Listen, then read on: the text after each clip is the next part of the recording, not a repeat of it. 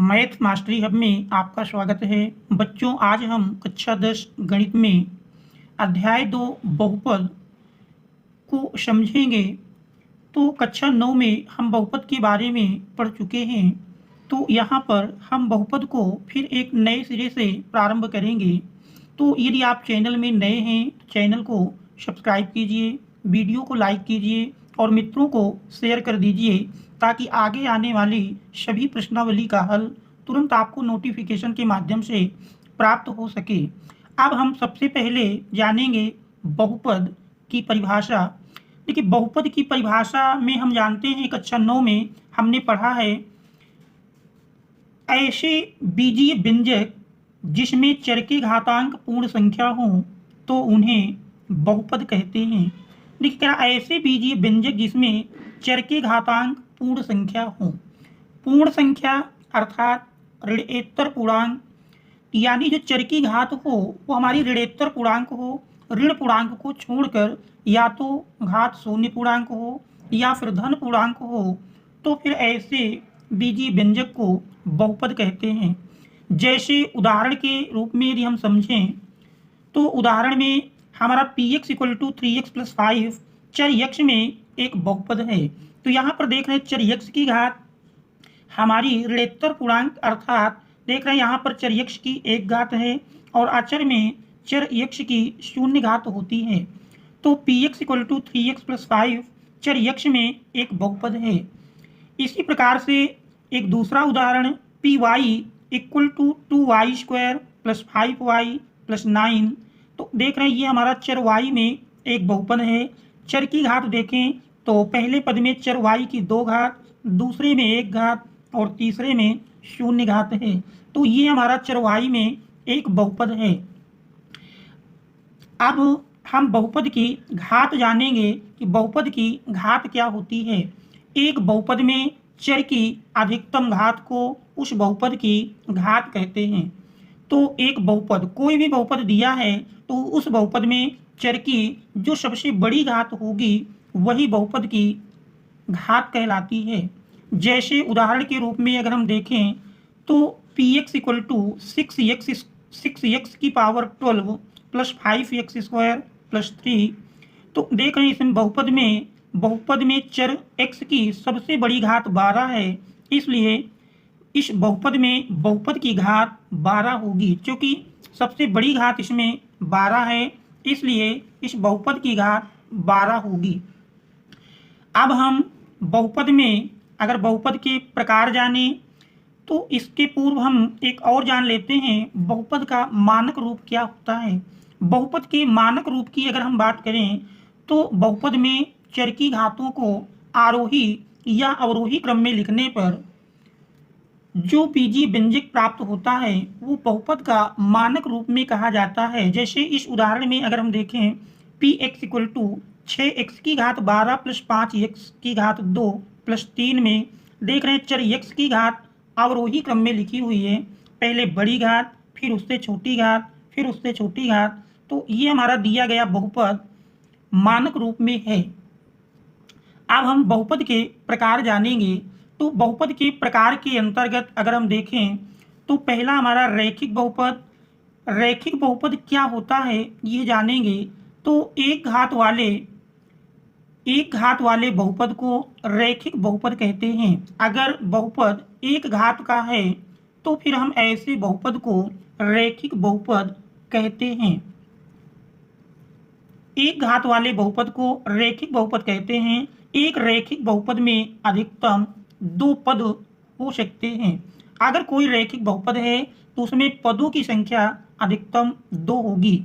अतः चर यक्ष में कोई भी रैखिक बहुपद ax + b के रूप का होगा। चर यक्ष में कोई भी रैखिक बहुपद ax + b के रूप का होगा, जहां a और b अचर हैं और a ≠ 0।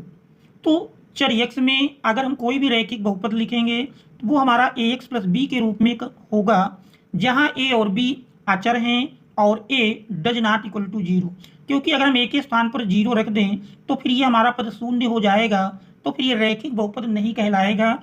इसलिए आवश्यक है कि a ≠ 0, जैसे अगर हम उदाहरण के रूप में देखें तो उदाहरण के रूप में 2x+3 देख रहे हैं ए एक्स प्लस बी के रूप में है, जहां ए और बी अर्थात 2 और 3 दोनों अचर हैं, और देख रहे हैं ए हमारा 2 है यानी डज नॉट इक्वल टू 0।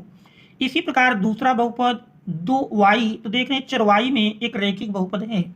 तो बताया गया कि रैखिक बहुपद में अधिकतम 2 पद हो सकते हैं, मतलब अधिक से अधिक 2 पद होंगे, 2 से कम भी हो सकते हैं। तो 2 से कम में देख रहे हैं इस बहुपद में एक पद है 2y। तो तीसरा एक उदाहरण है t+2, तो देख रहे हैं चर t में एक रैखिक बहुपद है। अब हम द्विघात बहुपद को जानेंगे। तो द्विघात बहुपद, दो घात वाले बहुपद को द्विघाती या द्विघात बहुपद कहते हैं। अगर कोई बहुपद 2 घात का है तो उस बहुपद को हम द्विघाती या द्विघात बहुपद कहते हैं। एक द्विघात बहुपद में अधिकतम 3 पद हो सकते हैं। अगर कोई द्विघात बहुपद है तो उसमें अधिकतम जो पदों की संख्या होगी वो 3 हो सकती है, मतलब 3 से अधिक पद नहीं होंगे। 3 से कम तो हो सकते हैं लेकिन अधिकतम 3 ही पद होंगे। चर यक्ष में द्विघात बहुपद ax² plus bx plus c के रूप का होगा, जहां a b c अचर हैं और a does not equal to 0। जैसे उदाहरण के रूप में अगर हम देखें तो उदाहरण के रूप में 2x² प्लस 3x प्लस 5 ये हमारा चर यक्ष में एक द्विघात बहुपद है।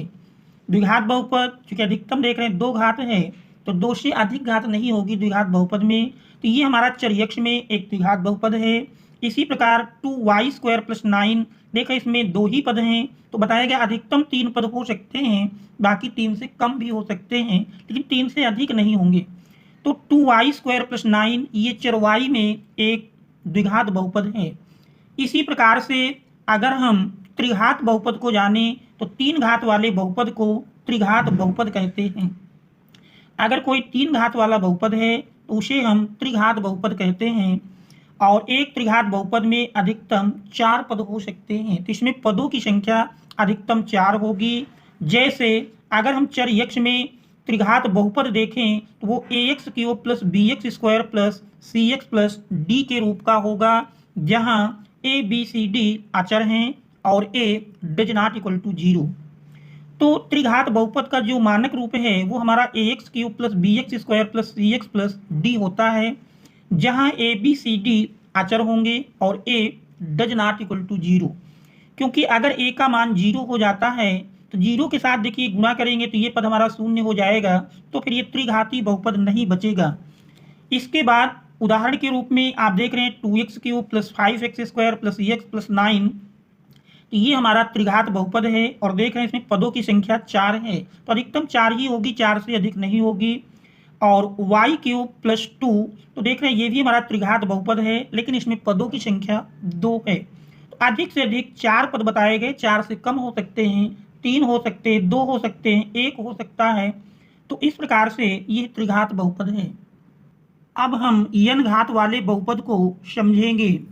तो n घात वाला बहुपद एक चर यक्ष में घात n वाला बहुपद निम्न रूप का एक व्यंजक होता है, a(n)x की power n plus a(n−1) x की power n−1 plus and so on plus a1x plus a0, जहां a0 a1 a2 an अचर हैं और an does not equal to 0। क्योंकि अगर an 0 के इक्वल होगा तो फिर ये पद हमारा शून्य हो जाएगा, और इस पद के शून्य होने का मतलब हमारा जो बहुपद है फिर वो n घात का नहीं बचेगा। तो इस प्रकार से एक चर यक्ष में घात n वाला बहुपद निम्न रूप का एक व्यंजक होता है, an(x की power n plus an-1 x की power n-1 plus and so on a1x plus a0, जहां an an-1 a1 a0 अचर हैं और an does not equal to 0। अब हम बहुपद के शून्य की बात करेंगे। एक वास्तविक संख्या के बहुपद px का शून्य कहलाती है यदि pk इक्वल टू 0 है। यानी किसी बहुपद में अगर हम x के स्थान पर k रख दें और k रखने पर शेषफल शून्य मिल जाए तो फिर k उस बहुपद का एक शून्य कहलाता है। बहुपद px के शून्य ज्ञात करने का अर्थ है कि बहुपद समीकरण px बराबर 0 को हल करना। यदि हमारा बहुपद px है तो px बराबर 0 को हल करके x का जो मान प्राप्त होगा वही उस बहुपद का शून्य कहलाएगा। एक बहुपद px के शून्य उन बिंदुओं के x निर्देशांक हैं जहां y = px का ग्राफ x अक्ष को प्रतिच्छेद करता है। तो ये ग्राफ के लिए कहा गया है कि अगर बहुपद का हम ग्राफ खींचें तो x अक्ष को जिन बिंदुओं पर प्रतिच्छेद करेगा उसके x निर्देशांक उस बहुपद के शून्य कहलाएंगे। अब हम रैखिक बहुपद के शून्य जानेंगे। रैखिक बहुपद ax + b जहां a does not equal to 0 का केवल एक शून्यक है जो उस बिंदु का x निर्देशांक है जहां y = ax + b जहां y = ax b का ग्राफ x अक्ष को प्रतिच्छेद करता है। रैखिक बहुपद ax + b a does not equal to 0 का केवल एक शून्यक है जो उस बिंदु का x निर्देशांक है जहां y = ax + b का ग्राफ x अक्ष को प्रतिच्छेद करता है। तो यदि हम ग्राफ के रूप में देखें, ग्राफ में हम देख रहे हैं कि बहुपद y = 2x + 3 का ग्राफ है जो कि देख रहे हैं एक सीधी रेखा में है और यह ग्राफ x अक्ष को -3/2 0 बिंदु पर प्रतिच्छेद करता है। तो इस बिंदु का भुज अर्थात -3/2 इस बहुपद का शून्य कहलाएगा। तो देख रहे हैं y = 2x + 3 का यह ग्राफ है और यह ग्राफ x अक्ष को बिंदु -3/2, 0 पर प्रतिच्छेद करता है। इस बिंदु का x निर्देशांक ही इस बहुपद का शून्यक है। बहुपद के शून्यक के लिए यदि फार्मूला देखें तो रैखिक बहुपद का शून्यक बराबर होता है माइनस अचर पद बटे x का गुणांक। तो देख रहे हैं रैखिक बहुपद ax + b में इसका अगर हम शून्यक लिखें, शून्यक का फार्मूला है माइनस अचर पद। तो देख रहे हैं अचर पद b है अपान x का गुणांक, तो x का गुणांक a है तो यही बन जाएगा -b/a। तो इस प्रकार से रैखिक बहुपद ax + b का शून्यक इक्वल टू होगा -b/a। अब हम द्विघात बहुपद के शून्यक पढ़ेंगे। तो द्विघात बहुपद किसी भी द्विघात बहुपद के दो भिन्न शून्यक, दो बराबर शून्यक अर्थात एक शून्यक या कोई भी शून्यक नहीं हो सकता है। तो कोई भी अगर द्विघात बहुपद दिया है तो उसके अधिकतम दो शून्यक या एक शून्यक या कोई भी शून्यक नहीं हो सकता है। तो इसको अगर हम ग्राफ के रूप में देखें तो ग्राफ के रूप में हम पाएंगे, देखिए किसी भी द्विघात बहुपद ax² + bx + c जहां ये डज नॉट इक्वल टू 0 के लिए संगत समीकरण y = ax² + bx + c का यदि ग्राफ खींचा जाए तो ग्राफ या तो क्या ऊपर की ओर खुला u की तरह या नीचे की ओर खुला u की तरह होगा, जो इस बात पर निर्भर करेगा कि a > 0 या a < 0। तो इन वक्रों को परवलय कहते हैं। तो एक नंबर में ये क्वेश्चन भी आता है कि किसी द्विघात बहुपद का यदि आलेख खींचा जाए तो उसका आकार कैसा होता है, तो उसका आकार परवलयाकार होता है।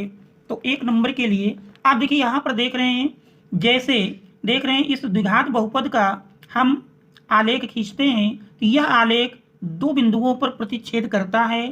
तो इस द्विघात बहुपद के देख रहे हैं दो शून्यक हैं, इसमें शून्यकों की संख्या 2 है और देख रहे हैं ये हमारा उल्टे यू के आकार का है और ये सीधे यू के आकार का है। दोनों स्थितियों में एक अक्ष को दो बिंदुओं पर प्रतिच्छेद करते हैं। तो इस बहुपद के दो शून्यक हैं।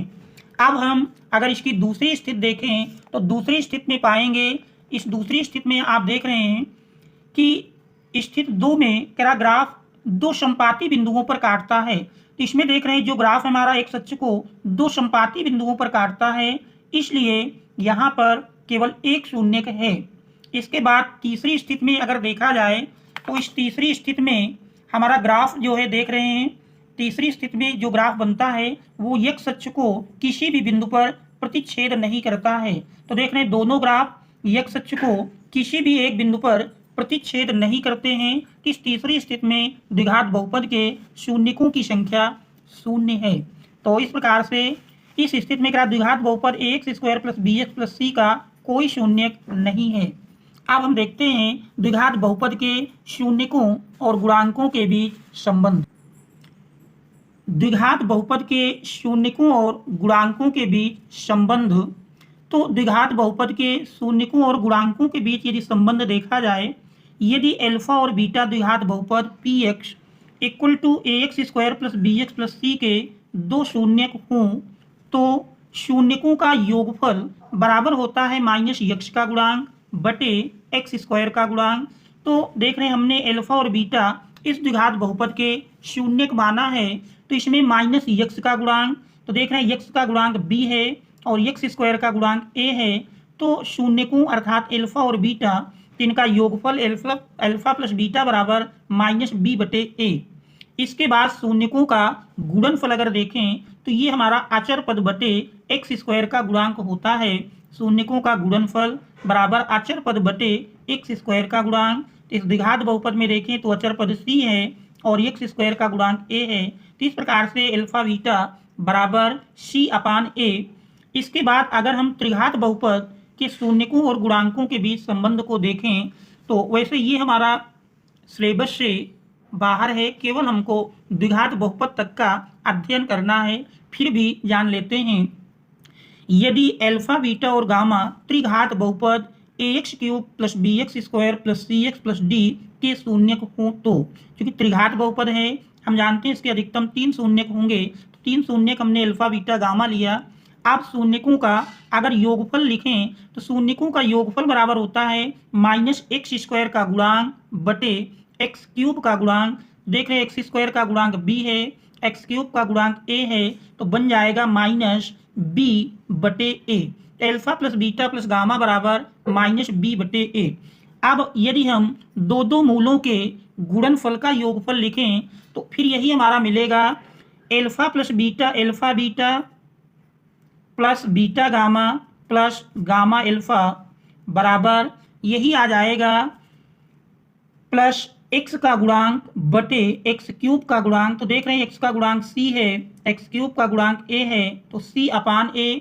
और फिर तीनों शून्यकों का गुणनफल अगर लिखें तो शून्यकों का गुणनफल बराबर होगा माइनस अचर पद बटे x³ का गुणांक। तो देख रहे हैं यहाँ पर अचर पद हमारा d है और x³ का गुणांक a है, तो इस तरह से ये बन जाएगा -d/a। Alpha beta gamma = -d/a। तो इस प्रकार से यह बहुपद का एक संक्षिप्त वर्णन है। अब हम अगले अंक में प्रश्नावली 2.1 को हल करेंगे। Thanks all of you for watching.